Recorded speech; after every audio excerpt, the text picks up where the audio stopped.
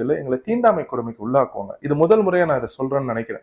எங்க கிட்ட யாரும் பேச மாட்டாங்க. தமிழ் தேசியவாதி அப்படின்னு தெரிஞ்சிச்சுன்னா எங்க கிட்ட மூஞ்சி கொடுத்து பேச மாட்டாங்க. அவங்க எல்லாரும் உட்காந்துருக்காங்க. நம்ம போய் உணவு எடுத்துட்டு போய் நான் ஒரு தட்டோட போய் உட்காந்தேன்னா எல்லாரும் ஏஞ்சி போவாங்க. இதெல்லாம் பண்ணிருக்காங்க. எங்க முகத்தை பார்க்க மாட்டாங்க. எங்களை வந்து தீண்டாமை கொடுமைக்கு உள்ளாக்குவாங்க.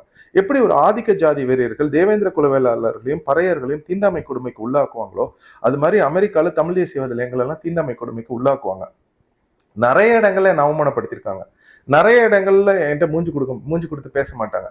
ஆனா அதையெல்லாம் நினைச்சு நான் கலங்கினதே கிடையாது. எனக்கு ரொம்ப மகிழ்ச்சியா தான் இருக்கும். அது ஏன் அப்படின்னா, அதாவது திருட்டுத்தனம் பண்றவங்க, ஐக்கியத்தனம் பண்றவங்க, ஒரு இனத்தை ஏமாற்றி அடிமையாக்கி வச்சிருக்கணும்னு நினைக்கிறவங்க நம்மளை பார்த்து தீண்டாமை கொடுமைக்கு உள்ளாக்குறாங்க அப்படின்னா நாம சரியான பாதையில தானே நம்ம போறோம். கொக்கைன் வித்தாலும் பரவாயில்ல, கஞ்சா வித்தாலும் பரவாயில்ல, சாராயம் வித்தாலும் பரவாயில்ல, மணல் அள்ளி வித்தாலும் பரவாயில்ல, என் இனத்தை சேர்ந்த ஒரு முதல்வர்